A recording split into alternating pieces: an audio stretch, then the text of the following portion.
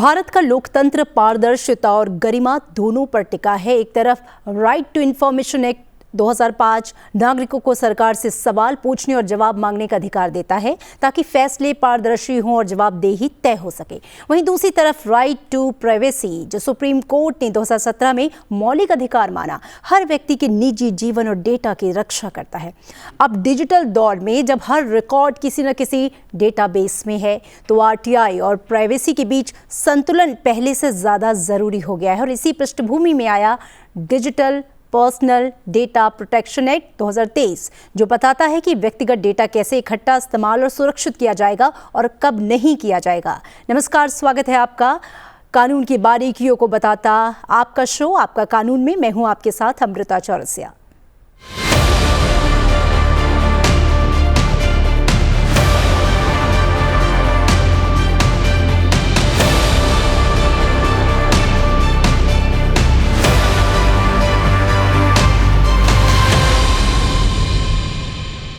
तो आज की चर्चा बिल्कुल व्यावहारिक रहेगी कि एक आम नागरिक कब आरटीआई लगाकर सूचना मांग सकता है, कब सूचना रोकी जा सकती है, पब्लिक इंटरेस्ट टेस्ट क्या होता है, सेक्शन 8(1) की आई की सीमा क्या है, सेक्शन 11 में थर्ड पार्टी नोटिस कैसे काम करता है और डीपीडीटी कानून के तहत आपके डेटा अधिकार जैसे एक्सेस, करेक्शन, डिलीशन जैसे इस्तेमाल किए जाएं। साथ ही कब 30 दिन में जवाब मिलना चाहिए, कब लाइफ एंड लिबर्टी मामलों में 48 घंटे का नियम लागू होता है और अगर सूचना ना मिले या प्राइवेसी का हवाला देकर मना किया जाए तो फर्स्ट अपील और सेकंड अपील कैसे की जाती है। तो ये तमाम चीज़ें हैं जिस पर आज हम अपने जो चर्चा होगी उसमें प्रकाश डालेंगे। मेरे साथ दो खास मेहमान जुड़ रहे हैं, आइए आपसे उनका परिचय करवा देती हूँ। पीके मल्होत्रा सर हैं मेरे साथ स्टूडियो में। आप फॉर्मर सेक्रेटरी हैं ministry of law and justice, government of India. स्वागत है सर आपका संसद टीवी में। और ऑनलाइन हमारे साथ जुड़े हैं सुभाष चंद्रा सिंह, आप फॉर्मर स्टेट इंफॉर्मेशन कमिश्नर हैं उत्तर प्रदेश। सर स्वागत है आपका संसद टीवी में। और पीके सर, पहला सवाल आपसे ये है कि आरटीआई एक्ट 2005 का जो उद्देश्य है वो ये कि सरकार में पारदर्शिता और जवाबदेही बढ़ाना, लेकिन क्या डिजिटल पर्सनल प्रोटेक्शन एक्ट 2023 इस पारदर्शिता को सीमित करता है? क्या किसी तरह का विरोधाभास है या दोनों एक दूसरे की सीमाओं का सम्मान करते हैं? अमिता जी, आपने बहुत अच्छा प्रश्न किया है और मैं समझता हूँ इसके बारे में आम नागरिक को जानकारी होना बहुत आवश्यक है। पहले इसकी मैं आपको भूमिका बता दूं। जहाँ तक राइट टू इंफॉर्मेशन की बात है या राइट टू प्राइवेसी की बात है, हमारा कानून जो है दोनों को ही मौलिक अधिकारों के अंदर लेके आता है। राइट टू इंफॉर्मेशन जो है ये हमारा article 19(1)(a) of the constitution जो कुछ फ्रीडम्स हमें देता है, उसके समय समय पर सुप्रीम कोर्ट ने जो उसकी व्याख्या की है उसके अंदर राइट टू इंफॉर्मेशन दिया गया और ये मौलिक अधिकार है। लेकिन उस मौलिक अधिकार का प्रयोग कैसे किया जाएगा, उसके लिए संसद ने एक कानून पारित किया 2005 में, राइट टू इंफॉर्मेशन एक्ट, जिसके अंदर कोई भी व्यक्ति सरकार से ये पूछ सकता है कि जो एक पर्टिकुलर योजना जो चल रही है वो कैसे चल रही है, उसमें क्या कार्य किया गया है, कितना कार्य बाकी है, वो उससे जानकारी ले सकता है ताकि सरकार की वर्किंग में, गवर्नमेंट की वर्किंग में ट्रांसपेरेंसी आए। और उस इंफॉर्मेशन के बेसिस पर वो फर्दर उस इंफॉर्मेशन को डिसेमिनेट करके लोगों को अपने साथ जोड़ सकता है ताकि जो पब्लिक इंटरेस्ट के कार्य हैं वो समय समय पर किए जा सकें। जी।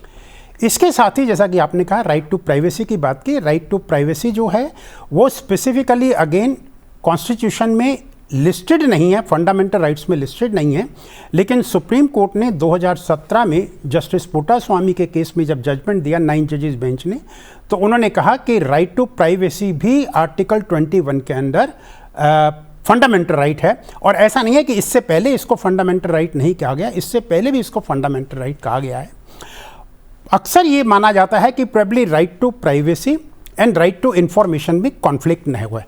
मेरा ऐसा है मानना है एक कानून का छात्र होने के नाते कि दोनों एक दूसरे को कॉम्प्लीमेंट करते हैं। लेकिन ऐसे कई सिचुएशंस होती हैं जहां पर कि राइट टू प्राइवेसी को प्रोटेक्ट करने के लिए आपको पब्लिक को कुछ इंफॉर्मेशन नहीं देनी है, उसके लिए कानून के अंदर प्रावधान किए गए हैं। जो राइट टू इंफॉर्मेशन एक्ट है उसमें स्पेसिफिकली सेक्शन 8 की अगर मैं बात करूं तो सेक्शन 8 वो सारे सर्कमस्टांसिस को ले डाउन करता है जिसमें इंफॉर्मेशन डिनाई की जा सकती है। अगर वो सेक्शन 8 में फॉल नहीं करता और कोई व्यक्ति अगर इंफॉर्मेशन मांगता है किसी भी विभाग से, तो वो विभाग उस इंफॉर्मेशन को देने के लिए बाध्य है। जो कॉन्फ्लिक्ट आती है जब हम किसी की पर्सनल इंफॉर्मेशन मांगते हैं, उसको भी स्पेसिफिकली आर्टिकल सेक्शन 8(1)(j) के अंदर जो है स्पेसिफिकली प्रोटेक्ट किया गया है कि किसी की भी पर्सनल इंफॉर्मेशन जो है वो डिनाई की जा सकती है अगर वो उसके निजता के अधिकार का हनन करता है। लेकिन अगर ये जो डिस्क्रिशन होगी, ये डिस्क्रिशन जो है वो इंफॉर्मेशन देने वाले व्यक्ति के पास, अधिकारी के पास है, वो इंफॉर्मेशन ऑफिसर जो है उसके पास है। लेकिन उसके लिए भी वो थर्ड पार्टी को, अगर वो थर्ड पार्टी इंफॉर्मेशन है, उसको कंसल्ट करेगा। अगर वो कंसल्ट करके थर्ड पार्टी मना करती है तो वो इंफॉर्मेशन डिनाई कर सकता है। लेकिन इसके ऊपर भी जो फाइनल डिसीजन है वो इंफॉर्मेशन ऑफिसर का होगा। तो मैं समझता हूँ ट्रांसपेरेंसी को लाना और राइट टू प्राइवेसी को प्रोटेक्ट करना दोनों बहुत ज़रूरी हैं। दोनों के बीच में बैलेंस बनाना, दोनों के बीच में सामंजस्य बनाना, ये बहुत ज़रूरी है। और आरटीआई का जो है, अभी आपने बात किया digital personal data protection act की, जो 2023 में पास किया गया, उसको लेकर के अभी कुछ धारणाएं बाकी हैं क्योंकि उसको अभी पूरी तरह से लागू नहीं किया गया है। पार्लियामेंट ने एक्ट पास किया गया है लेकिन उसके अंदर रूल बनाने अभी बाकी हैं। रूल बना करके इसको लागू किया जाएगा। एक वर्ग का ऐसा मानना है कि digital personal data protection act जो 2023 में पास किया गया है वो कहीं ना कहीं सेक्शन 8 जो है उसको डाइल्यूट करता है, क्योंकि वो कहता है कि जो पब्लिक इंटरेस्ट में आपको इन्फॉर्मेशन देनी है, वो पब्लिक इंटरेस्ट वाला जो एलिमेंट है वो डीपीडीपी एक्ट में रिमूव कर दिया गया है। मैं समझता हूँ उसमें क्लैरिटी तब आएगी जब कानून को लागू किया जाएगा।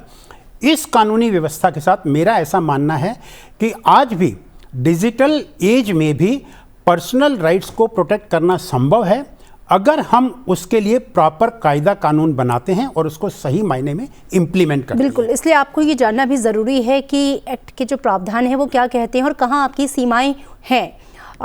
सुभाष जी, मैं आपका रुख करना चाहूँगी। आरटीआई की धारा 8(1) जैसा कि सर ने भी जिक्र किया, आई में पर्सनल इन्फॉर्मेशन का खुलासा ना करने की बात कही गई है। एक आम नागरिक कैसे ये समझे कि कौन सी जानकारी इस दायरे में आती है और कौन सी नहीं, क्योंकि कई बार जो है वो कन्फ्यूज़न की वजह से ही लोग अलग अलग तरह की जो इन्फॉर्मेशन है उसकी डिमांड कर देते हैं। देखिए, 12 अक्टूबर 2005 को आरटीआई एक्ट इंट्रोड्यूस हुआ था। 20 साल हो गए। 20 साल का समय किसी कानून के व्यवहारिकता के धरातल पर उतारने के लिए पर्याप्त होता है जी। लेकिन मुझे ऐसा लगता है, जैसा मैं सूचना आयुक्त रहते मुझे अनुभव में आया, कि 20 वर्ष बाद भी आरटीआई एक्ट के बारे में जो आम लोगों के बीच जागरूकता होनी चाहिए थी वो नहीं हुई। प्रशिक्षण वर्ग लगने चाहिए थे, जो उत्तर प्रदेश में तो कई जगह हम लोगों ने लगाए भी थे पिछले 10-12-15 वर्षों में, लेकिन सामान्य रूप से जागरूकता के कार्यक्रम नहीं चलाए गए और आम नागरिकों में अब भी आरटीआई को लेकर के बहुत सारे संभ्रम की स्थिति में, कौन सी सूचना मिलेगी, कौन सी नहीं मिलेगी, कौन सी निजी सूचना, कौन सी सार्वजनिक सूचना है। लेकिन 2-3 चीजें बहुत फायदे में हुई हैं जिनका लाभ जो है आम आदमी को भी मिला है अगर आरटीआई एक्टिविस्ट को छोड़ दें तो, क्योंकि उन्होंने तो कानून का दुरुपयोग किया है जिसके मैं सख्त खिलाफ हूँ। अपने अनुभव के आधार पर जैसे मैं बता रहा हूँ कि पर्सनल सूचना 8(1)(j) के तहत मना है। उसमें क्लासेस, सब क्लासेस कई हैं, 1, 2, 3, 4 ABCD ऐसे करके, तो उसको लेकर संभ्रम की स्थिति है।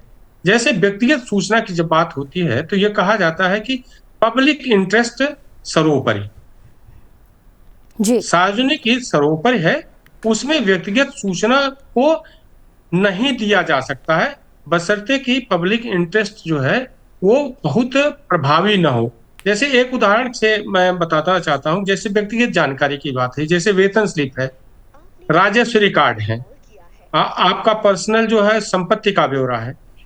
संपत्ति का ब्यौरा सार्वजनिक हित में नहीं देने का प्रावधान है कि भाई इसका दुरुपयोग हो सकता है, लेकिन अगर एक पुत्र अपने पिता की संपत्ति के बारे में ब्यौरा मांगता है तो मुझे लगता है, मेरी दृष्टि में 8(1)(j) यहाँ नहीं लागू होता है जी। या जैसे कोई महिला अपने पति की ऐसे मामले मेरे सामने आए हैं, उदाहरण के तौर पर कानपुर का भी मामला आया है, बहराइच से भी आया है, कई एक जगहों से आया था। तो मुझे लगता है जैसे वेतन स्लिप अगर मांग रही है कोई महिला अपने पति का, तो वेतन स्लिप को देना चाहिए। इसलिए देना चाहिए क्योंकि महिला वेतन स्लिप मांगने के कई कारण हो सकता है उसका कोई विवाद हो, भरण पोषण का मामला हो, या जैसे कोई पुत्र जो है वो पिता से उसकी संपत्ति के बारे में ब्यौरा मांगता है, तो हो सकता है 2-3 भाइयों का कोई विवाद हो, किसी के साथ कोई किसी तरह का अन्याय हुआ हो। तो मुझे लगता है कि जब इस तरह की बातें, मतलब इस तरह की सूचनाएं जब मांगी जाए, मतलब रक्त संबंधों से संबंधित या जो पति पत्नी के संबंध है या पारिवारिक मामलों में है, तो ये सूचना दी जानी चाहिए। इसमें एट वनजे मुझे लगता है किसी तरह से इस पर रोक नहीं लगाता है। बाकी पर्सनल सूचनाएं सार्वजनिक हित में अगर कोई दुरुपयोग कर सकता है, करना चाहे, तो जैसा पूर्व लॉ सेक्रेटरी महोदय ने बताया कि थर्ड पार्टी से यह पूछा जाना चाहिए उसको। जैसे हमारे यहाँ तो डाक से ही सारी होती है, कोई फोन टेलीफोनिक टाक के आधार पर कुछ होता नहीं, डाक से उसको बाकायदा पत्र लिख करके, उसका प्रावधान है, पत्र लिखकर उससे पूछा जाना चाहिए कि आपकी ये पर्सनल सूचना मांगी जा रही है, तो क्या यह देय है, अपना मत स्पष्ट करें। वो चाहे उपस्थित होकर के व्यक्तिगत रूप से लिख करके दे, या डाक से वो भेजें कि भाई ये मेरी पर्सनल सूचना है, इसका दुरुपयोग किया जा सकता है, इसलिए सूचना देय नहीं है। लेकिन जैसा मैंने पहले बताया, पुत्र अगर अपने पिता की संपत्ति के बाद ब्यौरा मांगता है या पत्नी पे स्लिप मांगती है, ऐसे मामलों में जो है उससे पूछे तो न पूछे तो ये बाकायदा आदेश होना चाहिए कि सूचना आप दीजिए, क्योंकि ये पर्सनल हित जो जिसके बारे में ये कहते हैं ये सूचना दे नहीं है, यहाँ पर ये प्रावधान नहीं लागू होना चाहिए, मेरे अपने विचार से, मेरे अपने जो विवेक कहता है। ठीक है, बिल्कुल। पी.के. मल्होत्रा साहब, इस तरह की कन्फ्यूजन्स लगातार जिसका जिक्र सुभाष जी कर रहे थे बनी रहती है। क्या आरटीआई और प्राइवेसी के बीच कोई टकराव नहीं है, बल्कि संतुलन की ज़रूरत है, और कैसे कानून इसे सुनिश्चित कर सकता है? और ये जिस तरह की जो कन्फ्यूजन्स आती रहती हैं, इसे कैसे रेक्टिफाई किया जा सकता है कि जो एक सीमा रेखा है वो स्पष्ट तौर पे बनी रहे? और आपको लगता है भी है, जाहिर तौर पे जैसा कि सर ने भी कहा कि जागरूकता की तो ज़रूरत है ही कि लोग उसे जाने भी। मैं धन्यवाद करूंगा सुभाष जी का। उन्होंने दो बहुत ही महत्वपूर्ण विषय उठाए हैं अपनी बात में। एक तो उन्होंने जो जागरूकता की बात की है, अब लोगों में जागरूकता फैलाना सरकार अपनी ओर से पूरी तरह से इस तरफ से निष्ठावान है इसको लागू करने में, और कर रही है। इसीलिए जो कानून बनाया गया उसमें अलग अलग स्तर पर एपेलेट अथॉरिटी भी बनाई गई। इंफॉर्मेशन कमिश्नर है, डिपार्टमेंट के अंदर ही चीफ इंफॉर्मेशन कमिश्नर होता है, जिसको अपील की जाती है अगर सूचना प्रोवाइड नहीं की जाती, उसके आदेश के अगेंस्ट में CIC के पास अपील जाती है। ये प्रावधान कानून में किए गए हैं। जहाँ तक जागरूकता का सवाल है, मैं समझता हूँ ये काम केवल सरकार का ही नहीं है, सरकार के अलावा NGOs जो हैं वो एक बहुत इंपॉर्टेंट रोल, और जागरूक नागरिक अपने आप में एक बहुत इंपॉर्टेंट रोल इसमें प्ले कर सकता है। तो सरकार के एफर्ट्स को और सप्लीमेंट करने की ज़रूरत है ताकि लोगों को जानकारी मिल सके कि इस कानून के अंदर वो ये सूचना सरकार से ले सकते हैं। ये तो जागरूकता की बात हो गई। जहाँ तक उन्होंने, सुभाष जी ने कहा, बहुत अच्छा प्रश्न उन्होंने कहा कि पब्लिक इंटरेस्ट की बात की, कि पब्लिक इंटरेस्ट में इसको डिस्क्लोज किया जा सकता है, और उन्होंने उसके कुछ एग्जाम्पल्स भी दिए। इसीलिए सरकार ने कानून बनाते समय इस बात का ध्यान रखा कि सेक्शन 8(1)J, जिसमें पर्सनल इंफॉर्मेशन को हम डील कर रहे हैं, जो कि हमेशा सब्जेक्ट मैटर ऑफ कंट्रोवर्सी रहता है और जिसका राइट टू प्राइवेसी के साथ कॉन्फ्लिक्ट की बात आ रही है, क्योंकि वही एक ऐसा सेक्शन है जिसमें कॉन्फ्लिक्ट की बात आती है। उसको लेकर के कानून बनाते समय सरकार ने ये नहीं कहा कि ये चीज़ें पब्लिक इंटरेस्ट में आएंगी और ये नहीं आएंगी। इसको उन्होंने ओपन रखा ताकि जो डिसीजन टेकिंग अथॉरिटी है वो केस टू केस बेसिस पर इस बात को डिसाइड कर पाए कि ये पर्सनल इंफॉर्मेशन डिस्क्लोज करना पब्लिक इंटरेस्ट में है या निजी अधिकार का हनन करता है। और अगर उसका डिसीजन जो है वो किसी व्यक्ति को मान्य नहीं है तो फर्दर अपील कर सकता है, और वो एपेलेट प्रोविजन आरटीआई एक्ट में प्रोवाइड किए गए हैं। जी, तो बिल्कुल। इस तरह की बैलेंसिंग कानून के अंदर है, लेकिन जो अथॉरिटीज़ बनाई गई हैं वो अथॉरिटीज़ उस कानून को किस तरह से लागू करती हैं, ये हमारे लिए बहुत महत्वपूर्ण है। अगर वो अपनी डिस्क्रिशन को जुडिशियसली एक्सरसाइज करते हैं तो मैं समझता हूँ अपने एक्ट के ऑब्जेक्टिव जो हैं बहुत अच्छी तरह से पूरे कर पाएंगे। बिल्कुल। सुभाष जी, जब कोई सूचना अधिकारी आरटीआई के तहत जानकारी देने से मना करता है तो ऐसे में नागरिकों के पास क्या उपाय या अपील का अधिकार है? मेरे दर्शकों के लिए आप इसे सिंपल तरीके से समझाएं, क्योंकि बहुत से लोग इसे जानना चाहते हैं। हाँ, बिल्कुल। ये प्रैक्टिकल के आधार पर इसको समझाया भी जा सकता है, क्योंकि 5 साल हम रहे हैं, बहुत सारे ऐसे केसेस आए। जैसे धारा 6(1) है जी। तो आप सिंपली एक एप्लीकेशन से आप सूचना मांगे पीआईओ से, संबंधित जन सूचना अधिकारी से, 30 दिन के भीतर उसको सूचना देना बाध्यकारी है, क्योंकि उसके पास जो है बहुत सारे अपने मूल काम भी होते हैं और उन कामों के साथ जो है आरटीआई की जवाबदेही उसके पास है। इसलिए 30 दिन का समय है। अगर 30 दिन वो सूचना नहीं देता है या किसी तरह की हीला हवाली करता है, जैसा करते भी हैं कि बहुत टाइप किया हुआ नहीं मिला, 10 रुपए का नोट लगा, या इस तरह का जो है अगर करते हैं, तो मैं यही कहता था कि जब इतनी छोटी सी सूचना आपको मना करना है कि सूचना नहीं दी जा सकती है, तो आपने 30वें दिन क्यों दिया या 29वें दिन क्यों नहीं? ये तो 2 दिन में दे सकते हैं आप जी। तो ये पीआईओ के स्तर पर ये लापरवाही होती है, और मैं साफ शब्दों में कह सकता हूं कि ये जानबूझ करके होता है।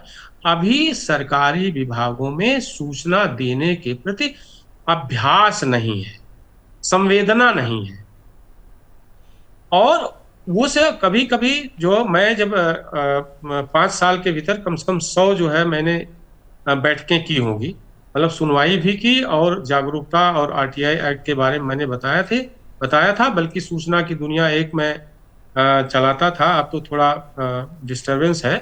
तो मैं सूचना की दुनिया पर 100 एपिसोड मैंने बनाए हुए हैं आरटीआई पर।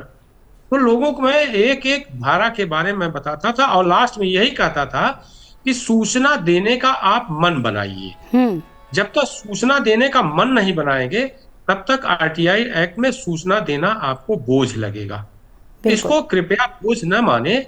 फर्ज करिए कि आप एक दिन रिटायर हो गए और आपको अपनी पेंशन के बारे में, अपने अन्य देयकों के बारे में कोई सूचना लेनी है और आपने आरटीआई लगाया, तब आपको महसूस होगा कि आरटीआई का कितना महत्व है कि जब आप पद पर थे तब इसकी उपेक्षा करते थे, और जब पद पर नहीं है तब सूचना मांगने के लिए आप आयोग चले आए। एक सूचना देने का मन जो है सरकारी अधिकारियों, कर्मचारियों और जो पीआईओज हैं उनको बनाना चाहिए। और सामान्य सा आरटीआई एक्ट में कहा है कि जो सूचना आपकी पत्रावली पर आधारित है वो सूचना आपको देनी है। अतिरिक्त काम कुछ नहीं करना है, कोई नई सूचना नहीं बनानी है, जो धारित है वो दीजिए। अगर वो भी नहीं देते हैं, आप ये मान कर चलिए कि उनकी लापरवाही है, और ये सूचना अगर 30 दिन के भीतर नहीं देते हैं, 30 दिन के बाद जो है वादी अपील में जा सकता है प्रथम अपीली अधिकारी के पास 19(1) के तहत। जी जी, बिल्कुल। बहुत शुक्रिया इस पूरी जानकारी के लिए आपका। आपके पास लौटेंगे। पीके मल्होत्रा जी, 2017 में सुप्रीम कोर्ट ने पुट्टा स्वामी केस के दौरान कहा था कि जो प्राइवेसी है वो फंडामेंटल राइट है, लेकिन क्या इस अधिकार की भी सीमाएं तय होती हैं जब बात सार्वजनिक हित से जुड़ी हुई हो? बिल्कुल ठीक कह रहे हैं आप। जैसा कि अभी मैंने अपने ओपनिंग रिमार्क्स में भी कहा, जब हम निजता के अधिकार की बात करते हैं तो निजता का अधिकार अथॉरिटीज़ के अगेंस्ट भी है और निजता का अधिकार इंडिविजुअल्स के अगेंस्ट भी जाता है। कोई इंडिविजुअल भी अगर मेरी निजता का हनन करता है तो मैं उसके अगेंस्ट भी कार्रवाई कर सकता हूं। और जहां तक राइट टू इन्फॉर्मेशन का सवाल है, राइट टू इन्फॉर्मेशन इंडिविजुअल्स को स्टेट के अगेंस्ट अवेलेबल है। आप स्टेट से इन्फॉर्मेशन मांग सकते हैं। और निजता के अधिकार की बात यह है कि अगर मेरे अधिकार का, इंडिविजुअल के अधिकार का होता है, मैं स्टेट के अगेंस्ट में एक्शन ले सकता हूं या इंडिविजुअल के अगेंस्ट में एक्शन ले सकता हूं। और इस राइट टू प्राइवेसी का ये भी कोई अधिकार कोई भी हो, चाहे वो राइट टू प्राइवेसी है चाहे राइट टू इन्फॉर्मेशन है, this is subject to reasonable restriction that can be imposed by law. कोई भी कानून जो बनाया जाएगा वो जो है आपके फंडामेंटल राइट्स को रेगुलेट कर सकता है, और रेगुलेट करने की भी अपनी सीमाएं जो हैं वो कानून द्वारा निर्धारित की गई हैं, और वो रिस्ट्रिक्शन जो है वो एक रीजनेबल रिस्ट्रिक्शन या है या नहीं है, उसके ऊपर जुडिशियल रिव्यू हो सकता है। राइट टू प्राइवेसी ऐसा भी देखा गया है, कई बारी राज्यों द्वारा भी इसका हनन किया गया है। इसके लिए एक मैं बड़ा ही ज्वलंत उदाहरण मैं आपको देना चाहूँगा। आपको याद होगा 2019 में सिटीजनशिप अमेंडमेंट एक्ट आया था, उसके अगेंस्ट में बहुत प्रोटेस्ट हुए थे, और प्रोटेस्ट होते हुए जनता ने जो था पब्लिक प्रॉपर्टी को भी नुकसान पहुंचाया। जब पब्लिक प्रॉपर्टी को नुकसान पहुंचाया गया तो उस समय यूपी सरकार ने उन लोगों ने जिन्होंने पब्लिक प्रॉपर्टी को नुकसान पहुंचाया था, कुछ लोगों के अगेंस्ट जिनको वो आइडेंटिफाई कर पाए, उनकी प्रॉपर्टी जब्त भी की, और उनकी प्रॉपर्टी जब्त करके उनको कहा कि आपने प्रॉपर्टी पब्लिक प्रॉपर्टी को हर्जाना नुकसान पहुंचाया, उसके लिए हर्जाना दीजिए। और उनके लिए बड़े बड़े बैनर और पोस्टर लखनऊ में लगाए गए, उनका नाम बता करके कि ये व्यक्ति, इसका ये एड्रेस है, ये कॉन्टैक्ट नंबर है, और इसने पब्लिक प्रॉपर्टी को नुकसान पहुंचाया, तो इसके ऊपर हम ये जुर्माना लगा रहे हैं जो उसको देना पड़ेगा। ऐसे में ये हाई कोर्ट ने स्वतः संज्ञान लेते हुए ये कहा कि इसके लिए क्योंकि कोई कानून नहीं था, जो कार्रवाई आपने की उसके लिए कोई कानून नहीं था, तो आप लोगों के निजता के अधिकार का हनन इस प्रकार बिना कानून के नहीं कर सकते हैं। आप कानून बना के रिस्ट्रिक्शन लगा सकते हैं। अगर इसको लेकर के कोई कानून होता कि अगर किसी व्यक्ति का, और दूसरा जो था, इस लॉ को जो है आर्बिट्रेरली, इस आदेश को एग्जीक्यूटिव ने आर्बिट्रेरली अप्लाई किया है, क्योंकि आपने कुछ लोगों के अगेंस्ट तो एक्शन लिया है, लेकिन और भी बहुत सारे लोगों ने प्रॉपर्टी को डैमेज किया होगा जिनके अगेंस्ट कार्रवाई नहीं की गई, तो ये जो है आर्बिट्रेरी एक्शन है आपका। उसके अगेंस्ट हालांकि यूपी की सरकार जो है वो सुप्रीम कोर्ट में गई, और सुप्रीम कोर्ट का ये मामला अभी भी कॉन्स्टिट्यूशन बेंच के सामने लंबित है। लेकिन मैं ये बताना चाह रहा हूँ कि राइट टू प्राइवेसी, अगर गवर्नमेंट किसी तरह से, सरकार किसी तरह से उस पर कोई प्रतिबंध लगाना चाहती है, तो वो केवल कानून के माध्यम से लगा सकती है, बिना कानून के नहीं लगा सकती। ठीक है। सुभाष जी, क्या आरटीआई के तहत किसी सरकारी कर्मचारी का वेतन, संपत्ति या सर्विस रिकॉर्ड मांगना निजता का उल्लंघन माना जाएगा? और अगर किसी तीसरे व्यक्ति की जानकारी अगर मांगी जाए तो क्या उससे इसके पहले सहमति लेना अनिवार्य होगा? देखिए, बहुत व्यापक विषय है, ये केस टू केस डिफर करता है। मैंने पहले बताया ना कि अगर कोई महिला अपने पति की वेतन स्लिप चाहती है तो दे है, कोई पुत्र अपने पिता की संपत्ति के बारे में जानकारी चाहता है तो वो दे है, अन्यथा थर्ड पार्टी सूचना दे नहीं है, क्योंकि उसका दुरुपयोग हो सकता है। और थर्ड पार्टी अगर की सूचना अगर मांगी जाती है तो फिर उससे पूछा जाना चाहिए, और लिखित में उससे पूछा जाए, इन रिटन पूछा जाना चाहिए, क्या आपकी ये सूचना दी जानी चाहिए। अगर वो मना करता है तो वो सूचना जो है वो नहीं दी जा सकती है। मतलब मैं फिर कह रहा हूं कि केस टू केस डिफर करता है, और बहुत कुछ पीठासीन अधिकारी के विवेक पर निर्भर करता है, जो उस समय केस सुन रहा होता है उसके विवेक पर निर्भर करता है कि क्या इसमें वास्तव में पब्लिक इंटरेस्ट है। अगर पब्लिक इंटरेस्ट है तो वो जो है ये निर्णय दे भी सकता है कि ये सूचना दी जा सकती है। बाकी अगर उसको किसी को चैलेंज करना है तो फिर हाई कोर्ट जा सकता है। जी, ठीक है। सर, आपको लगता है कि जो राइट टू इंफॉर्मेशन का जो एक्ट है 20 साल बाद भी, क्या कुछ चीज़ें ऐसी हैं जिसको लेकर और क्लेरिफाई करने की ज़रूरत है या कुछ और अपडेशन की ज़रूरत है, क्योंकि डिजिटल युग में बहुत सारी चीज़ें जो हैं वो बदल चुकी हैं? देखिए, जहाँ तक आरटीआई एक्ट का सवाल है 2005 में जो सरकार ने बनाया, मैं समझता हूँ एक ब्रॉड पैरामीटर एक्ट के अंदर ले डाउन कर दिए गए थे। आवश्यकता थी कि जिन अथॉरिटीज़ को उनको इम्प्लीमेंट करने का अधिकार दिया गया है वो इसको इस तरह से इम्प्लीमेंट करें कि जो उसका ऑब्जेक्टिव है वो अचीव हो जाए। अगर हम उस चीज़ को देखते हैं और अगर हमारी अथॉरिटीज़ उसको ठीक से इम्प्लीमेंट कर रही हैं तो मैं समझता हूँ सुधार की आवश्यकता नहीं है। लेकिन 20 साल के समय में अगर कोई ऐसे हमारे सामने मुद्दे आए हैं जहाँ कानून साइलेंट है या कानून का डिफरेंट तरह से परिभाषित किया गया है उस ऐसे प्रावधानों को दोबारा से देखने की आवश्यकता है और संविधान में आवश्यक संशोधन, कानून में आवश्यक संशोधन लाना चाहिए, ताकि जो उसका अल्टीमेट ऑब्जेक्टिव है कि लोगों को इन्फॉर्मेशन मिल सके, सरकार की कार्यशैली में पारदर्शिता आ सके और लोग सरकार को बता सकें कि आपका ये कार्य है, on the basis of this information जो मैंने ली है इसमें और सुधार की आवश्यकता है, उनको उसका प्रॉपर अवसर मिले। जहाँ तक और सुधारों की बात है या डिजिटल एज की बात करते हैं, मैं समझता हूँ, अगर आप मेरा पर्सनल व्यू पूछें तो मैं समझता हूँ आज के डिजिटल ज़माने में आज अगर राइट टू प्राइवेसी की बात करते हैं तो मैं समझता हूँ बहुत सिकुड़ गया है, बहुत ही सीमित दायरे में आ गया है, लेकिन उसको मेंटेन करना बहुत आवश्यक है। ऐसा नहीं हो कि टेक्नोलॉजी आपके बेडरूम तक घुस जाए, वो सिचुएशन नहीं आनी चाहिए। बिल्कुल। टेक्नोलॉजी का यूज वहां तक ही होना चाहिए जहां तक आप निजता के अधिकार का हनन नहीं करते हैं। So there has to be a fine balancing between the use of technology and the right of privacy. और जब हम टेक्नोलॉजी की बात करते हैं तो मैं समझता हूँ ये जो digital personal data protection act 2023 में लाया गया, इसका मुख्य उद्देश्य भी यही था और उसके पैरामीटर्स जो ले डाउन किए गए हैं, जब ये रूल बन जाएंगे और जब एक्चुअली इसको इम्प्लीमेंट किया जाएगा, मैं समझता हूँ it will draw a fine balance between the right to privacy and the use of digital technology. जी बिल्कुल। सुभाष जी, क्या डीपीडीपी एक्ट और आरटीआई एक्ट के बीच कोई स्पष्ट गाइडलाइन या कोऑर्डिनेशन मैकेनिज्म है ताकि दोनों कानून एक दूसरे के विरोध में ना हो? देखिए, यह हमें, मेरी दृष्टि से यह सवाल अभी गौड़ है जब तक कि पूरा कानून आ नहीं जाता है। मेरा केवल ये कहना है कि जो जागरूकता का पोर्शन है, जागरूकता जो है अधिक से अधिक फैलाई जानी चाहिए। और जो आरटीआई लोग लगाते हैं, ये तो आम आदमी का कानून है ना। आम आदमी के कानून में, आम आदमी को कानून की बहुत समझ होती नहीं, उसको बस ये लगता है कि मुझे ये सूचना मांगनी है। वो सूचना कितनी देर है, कितनी देर नहीं है, ये जो है जो पीठासीन अधिकारी है उसका सवाल है कि वो उसको दिलवाए, हर हाल में दिलवाए।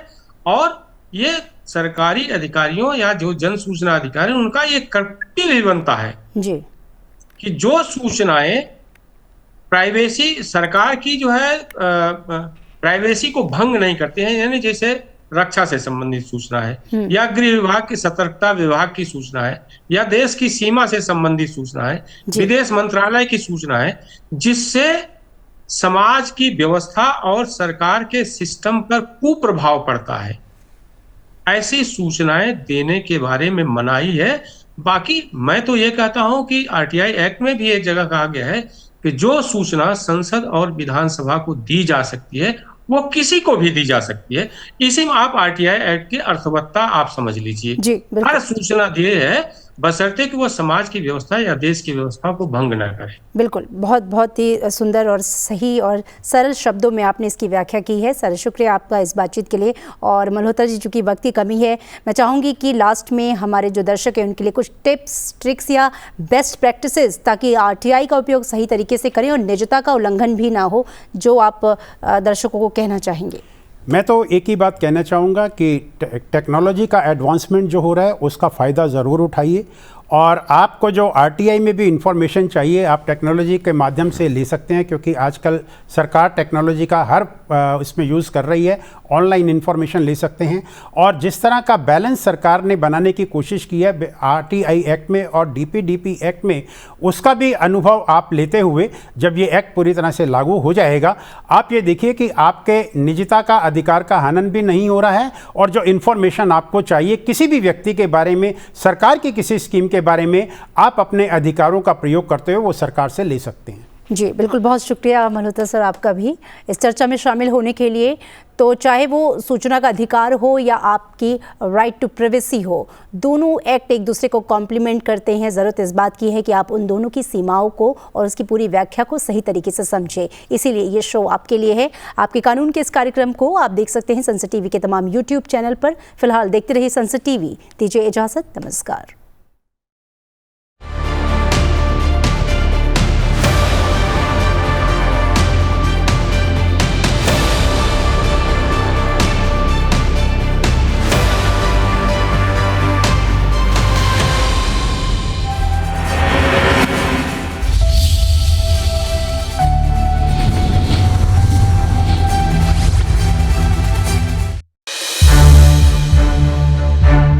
To watch more programs of Sansad TV, subscribe to our YouTube channel and don't forget to like and share them.